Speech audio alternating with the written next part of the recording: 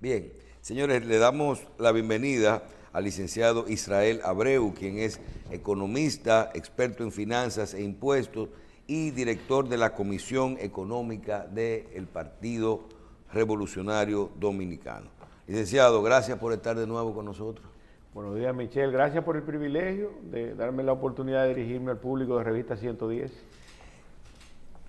Hablemos un poquito antes de hablar del presupuesto y de todo eso, yo quería su opinión sobre un tema que hemos venido tratando toda la semana y que tiene que ver con cuál va a ser la situación de la economía,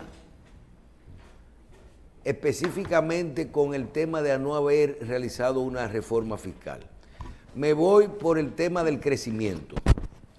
Si parte del crecimiento que teníamos presupuestado o establecido que podría ocurrir en el 2025 viene de lo que es el crecimiento del Producto Interno Bruto, y el Producto Interno Bruto sube o baja en la medida que se crean, se miden los bienes y los servicios que se producen en un año. Parte de esos bienes y servicios los produce la inversión pública. Cuando tú no tienes inversión pública en la medida que tú querías por falta de una reforma fiscal, podría caer el crecimiento por debajo de un 4% si tú no lo, sobre todo los sectores que tú tienes inversión pública. Y ese es el tema que quiero que me diga. ¿Te preocupa nuestro crecimiento para el 2025 de que pueda ser inferior al 4%, de que no lleguemos ni siquiera a un 4% si se disminuye la inversión pública, como ya ocurrió en un año? Mira, en el proceso de tú explicar lo que quieres que conversemos en esta mañana, que me parece que lo hilvanaste de manera muy precisa y adecuada, citaste el hecho clave de todo esto, número uno, que es inversión pública, no gasto público.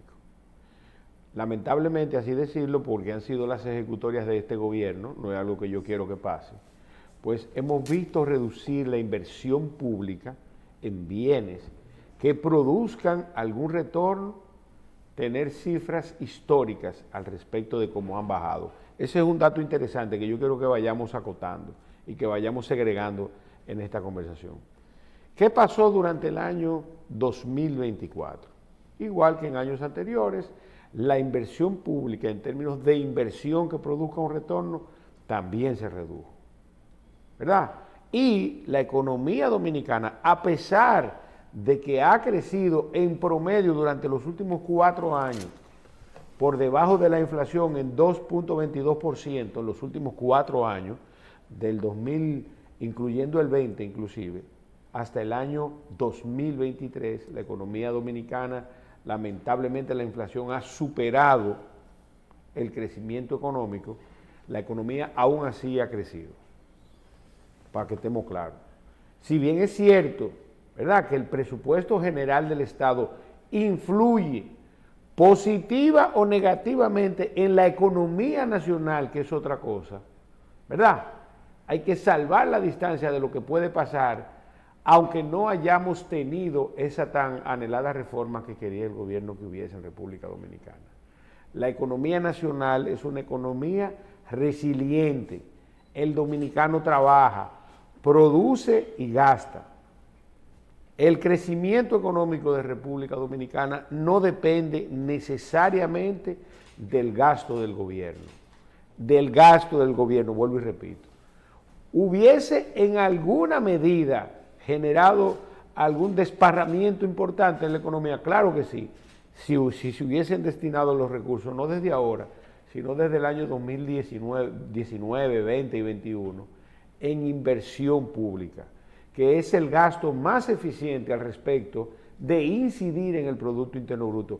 Fuera de ahí, lo que los gobiernos producen son distorsiones a la economía nacional, que es el caso inclusive de este gobierno, con las diferentes presiones que le crea la economía nacional desde el punto de vista de la inflación y de la tasa de cambio. Lamentablemente, República Dominicana no ha podido salir del lindero de la mediocridad económica en cuanto y tanto se refiere a esos aspectos que tú brillantemente esbozaste: inversión pública, el efecto en la economía nacional, si vamos a crecer o no, y cómo eso en sentido general va a afectar el bolsillo del dominicano, porque ese es otro tema. Claro, si no hay crecimiento hay menos dinero en la calle y se vende menos. La gente no entiende, pero la economía va a crecer a pesar de eso. Solamente no va a crecer si el gobierno no maneja adecuadamente la oportunidad que tiene, inclusive en ocasión de verse obligado a administrar los recursos públicos de manera responsable. Oigan bien, un gobierno financieramente responsable es un gobierno socialmente responsable. ¿Por qué? La gente se hace esa pregunta. ¿Por qué un gobierno financieramente responsable es socialmente responsable? Porque sí, porque va a priorizar en los gastos que son inminentes, que son sumamente importantes para, en alguna medida, cumplir con los objetivos que establece la Constitución.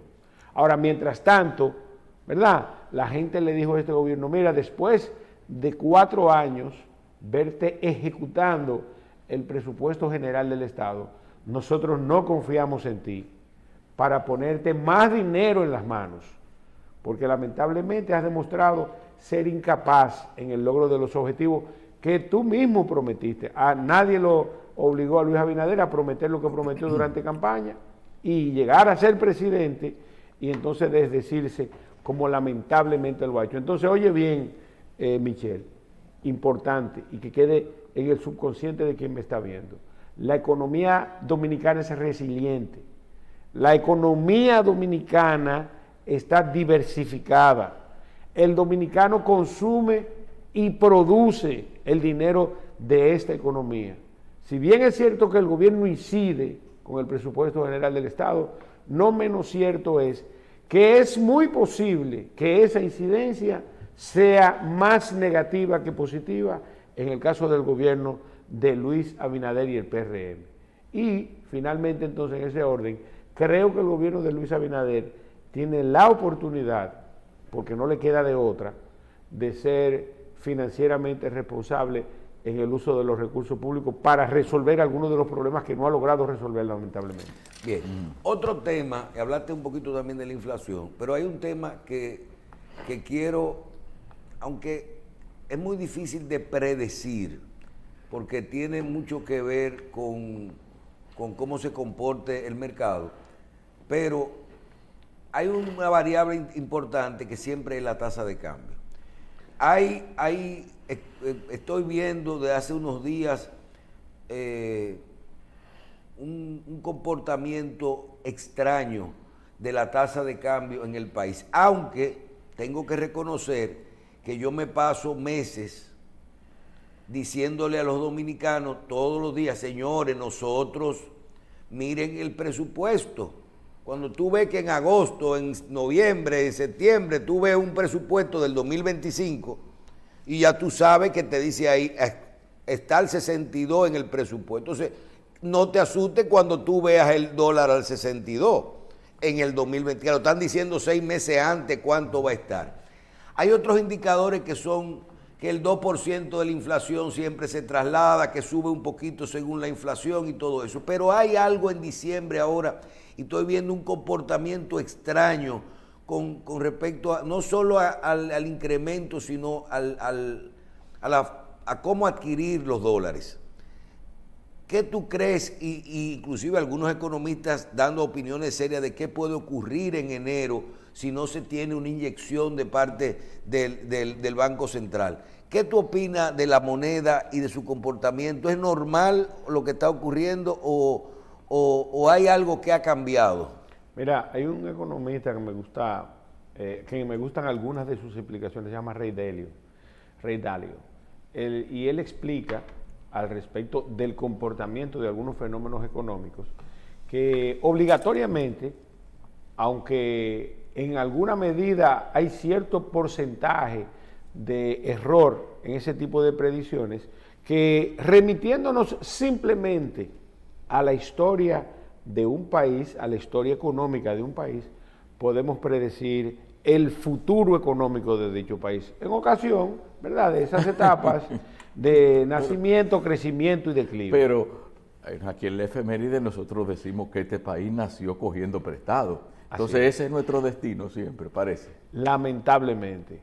Porque tomar dinero prestado no es malo. Yo creo que aquí hemos tenido la oportunidad de hablar de eso. Y nunca está de más recordarlo. De hecho... Todo está de como tú lo gastes. No, muy bien. De hecho, el nacimiento de cualquier corporación, para que tú te claro, Corporación.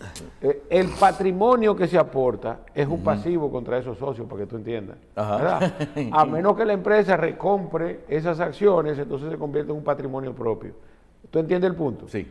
Cuando un accionista tiene participación en una empresa, esa participación de ese accionista en la empresa es un pasivo para esa empresa.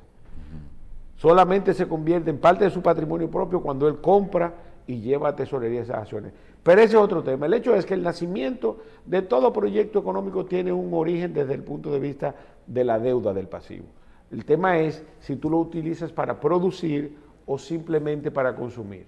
El hecho es entonces, partiendo de la premisa de tú conocer la historia económica de un país para poder predecir el futuro, es que como tú bien dices, cuando las autoridades de un país a través de una ley te dicen, mira, el promedio del dólar para el año 2025 es de un 62, le están diciendo automáticamente a todos sus agentes económicos, señores, a 62 la tasa, nosotros vamos a hacer lo necesario para que esa tasa se mantenga ahí. Ahora, no podemos negar que en el mes de diciembre, un mes donde las remesas aumentan, donde el dominicano tiene disponibles dólares para gastar, tú sabes, ya nosotros, que hay también reservas internacionales y que pasamos la presión de los meses de septiembre, octubre y parte de noviembre en el pago de la factura de los productos exportados que se van a consumir, que ya el dólar esté casi al 62 por 1. Tú sabes, yo creo que si no toman los correctivos a tiempo, y aquí déjame decirte, Michelle, que en todos los órdenes, la política monetaria del Banco Central de República Dominicana, aunque en algunos casos tengo mis diferencias, porque creo que no han implementado algunas políticas monetarias necesariamente de manera eficiente, debo decirlo, que ha sido quien ha salvaguardado la economía nacional.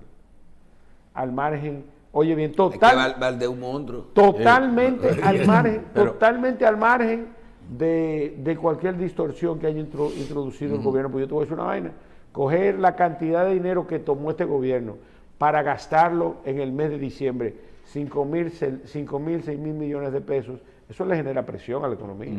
¿Tú me entiendes? Entonces, le genera presión al dólar hacia abajo. Sí. No hacia arriba. Pero una devaluación controlada no es un mecanismo que se utiliza para hacer rendir más el dinero. Así es. Puede ser eso. ¿Podremos estar ante eso ahora? Claro que sí.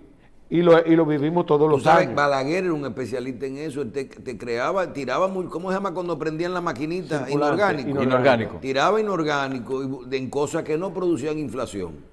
Sí, pero después la recogía. Que después hacía el ejercicio de recoger ese inorgánico para que las tasas se mantuvieran equilibradas. El hecho es que en este caso, ¿verdad? Lamentablemente hemos visto, a pesar de la cantidad de dólares que han entrado producto de las remesas, que se estima que van a ser récords nuevamente, pues que lamentablemente, para mí, en el orden de lo que a mí respecta, el gobierno dominicano no debió pasar la barrera de los 61 al respecto de la tasa de cambio, que era un promedio bueno. La economía va a crecer alrededor de casi un 4.5, un 4.6%. ¿Y no será que hay que pagar unos dólares, se van a recibir algunos dólares para pagar algunos pesos y hay que cambiarlo más caro? No, es que no. Yo creo que hay algo también de eso que tú acabas de explicar. Si a ti te dice, ven acá, tú para enero, ya es muy probable que tú tengas una tasa de cambio al 62 por 1. ¿Qué tú vas a hacer como agente de cambio? Que ese es tu negocio. Tratar de tener la mayor cantidad de dólares. Si tú vas a tener una inflación bajita o un crecimiento económico alto en tu inventario, en tu caja, para cuando tú dispongas de ello tener algún margen de beneficio promedio mayor del que podrías tener en los próximos días. Hay agiotismo, hay negocio, hay onerosidad en eso. y es relativamente legítimo. Ahora, yo hubiese sido el gobierno y hubiese sido un poco más conservador. Entonces, ¿sabes por qué? Porque ser conservador te puede garantizar tener una política cambiaria relativamente estable. Ahora mismo, tú sales a buscar $1 y te pueden pedir desde 60,90 en agentes sí, pero de intermediación financiera, pero no bancos, $2,000. hasta 61,80. Sí, pero $2,000. Búscate $100,000 para pagarle a un suplidor en China o en cosas para que tú veas No, cómo estamos está. claros, lo que te estoy diciendo, Esa es otra 61,80. Entonces, cuando tú ves esa brecha tan grande, $2,000 para pagar una tarjeta. oye, cuando tú ves esa brecha tan grande entre compra y venta, entonces hay problema. Eso significa que los agentes económicos relacionados con las tasas de cambio, de verdad, con el manejo cambiario, pues tienen cierto nivel de incertidumbre. En la medida que tú ves diferencias entre lo que se compra y lo que se vende más estrecho, eso significa que el mercado está ajustado, que hay cierto nivel de control en el mercado cambiario. Eso es importante. Entonces, ¿qué debe hacer la gente? Prepararse, porque la tasa de cambio afecta directamente, ¿verdad?, los niveles de ajuste en la inflación.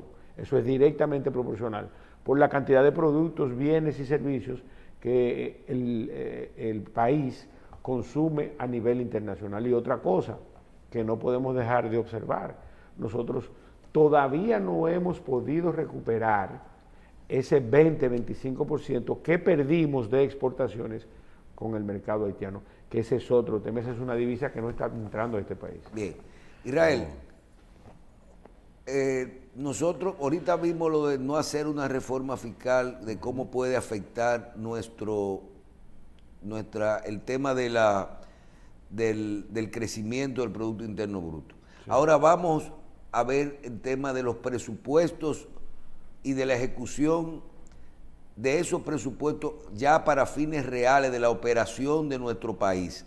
No tenemos una reforma fiscal. El gobierno no lanzó una segunda opción, sino no hay otro igual, no vamos en igualdad de condiciones, lanza el presupuesto. ¿Qué tendremos nosotros de ahora para adelante? ¿Cómo tú ves ya ese presupuesto, que lo debes de haber estudiado, cuál va a ser el futuro de nuestro país con respecto al endeudamiento y a las obras que hay que hacer a mediano y largo plazo si no tenemos una fuente de ingresos diferente? Mira, yo tengo la esperanza de que el año 2025, ¿verdad?, los técnicos de la Dirección General de Impuestos Internos aumenten, aunque sea mínimamente, las recaudaciones, ¿verdad?, creando las herramientas suficientes para que ese aumento en las recaudaciones provenga de la evasión fiscal. Ojalá y eso sea así. No obstante, hay otras herramientas que van a entrar. Esto desde el punto de vista técnico. Estamos hablando de los comprobantes fiscales electrónicos, que a partir de marzo o abril va a ser obligatorio. Y adecuación de valores y esas cosas. Exactamente, ajustes. Todas esas variables pueden producir un aumento en las recaudaciones, que pueden en alguna medida venir a solventar algunas de las responsabilidades que tiene el gobierno. Yo espero también que la austeridad y el sentido común primen en las autoridades financieras del gobierno central de la República Dominicana. Que no sigamos en esa vorágine de gastar dinero que no produce ningún desarrollo. Y me refiero de manera específica a que entendamos los dominicanos, número uno, que el financiar la pobreza es muy diferente a sacar de la pobreza al dominicano. Cuando tú financias la pobreza, hay un viejo dicho que dice, tú le quites el hambre hoy, pero espera la mañana, ¿verdad? Entonces, esa misma hambre, eso es una cosa. Y otra cosa es, yo enseñarte a pescar, como dice la Biblia, para que tú puedas seguir solventando tu estilo de vida y no, entonces, yo seguir financiando con los ingresos que otro paga para que tú puedas sobrevivir en este sistema. Entonces, esa es una responsabilidad en el manejo de los recursos públicos. Y obviamente también Luis Abinader va a tener la oportunidad, porque la va a tener de manera obligatoria, de ser prudente y cauteloso en el manejo de los recursos públicos. Esa es una oportunidad que tiene. Nosotros vamos a tener un presupuesto de casi 1.600.000 millones de pesos en total. Eso incluye lo que vamos a tomar prestado, que va a ser alrededor de 350.000 millones de pesos, y también les incluyo lo que vamos a amortizar de deuda, que van a ser alrededor de 108.000 millones de pesos solamente de capital. Y un millón. O sea que nosotros vamos a tener entre pago entre préstamos y ahí vamos a 6.000 millones, 5.800 millones y alrededor de pago de préstamos casi 2.000. Así es. De capital. Así es, nosotros vamos a pagar 108.000 de capital, de deuda vencida, que es muy probable que entremos en el tan mencionado rollover, que es renegociar deudas para pagar deudas, que lamentablemente cuando tú renegocias una deuda, lo normal, o tomas dinero prestado por otra vía para solventar otra, es que tú consigas algunos puntos más de los que estás pagando. Sin embargo, hay que reconocer que República Dominicana tiene el historial de ser pagador. Los bonos de República Dominicana se venden bien. Nosotros colocamos 1.000 millones y conseguimos ofertas por 6.000 millones. Eso es importante que se sepa. Gracias a Dios. Y tenemos muy buenos indicadores. ¿Cómo se llama en la calificación? Calificación financiera. Nosotros no caímos a pesar de que la proyección en el mantenimiento de nuestra calificación financiera dependía de ese aumento de ingresos que se suponía que iba a provocar la reforma fiscal, y mantuvimos nuestra calificación. Eso es bueno en todos los órdenes. Ahora, vamos a ver en qué va a caer el gobierno nuevamente. Si va a disponer de los recursos públicos para gastarlo y no producir ningún retorno, o en su defecto los va a invertir, como tú estableciste cuando empezamos esta conversación. Si el gobierno hace un trabajo serio al respecto del uso de los recursos públicos, Michelle, y excúsame que lo reitere, no va a haber grandes necesidades en República Dominicana y van a incidir positivamente en la economía. El hecho es que este es un gobierno sumamente populista que antepone sus intereses políticos quizás a los intereses nacionales. Y obviamente una población en pobreza, con necesidades, pues lamentablemente se ve seducida porque le pongan un bono ahora en diciembre, que cuando llegue el Día de la Madre le den un bono. También deja que la gente coma un chin. No, mi hermano, yo no estoy opuesto a eso. Porque cuando tú dices eso, es como tú me estás crucificando. Sí, porque hay gente que ve los planes sociales a la gente le gusta que lo sorprenda. Pero la pregunta que debemos... Yo lo que no lo creo que la gente tiene que se acostumbre a eso, dándole algo fijo, ¿tú entiendes? Pero Navidad, un juguete, un bono. Pero si la situación económica está saneada, tú puedes obtener todos esos beneficios. Ahora, nuestra economía no está saneada. Y te voy a decir algo, no hay nada mejor en el mundo que una comida gratis. ¿Estamos de acuerdo? Ahora hay que salir a averiguar quién paga esa factura. Sí. Somos un país donde hay gente que parte de su presupuesto incluye lo que se pueden sacar en la lotería también. Además. Y lo que te van a mandar de fuera. Sí. Eso está presupuestado. Ya los bancos te lo piden. Los bancos te lo piden. Mira, mándame una muestra de quién que te mande esa remesa. No fue bien con el tema ese.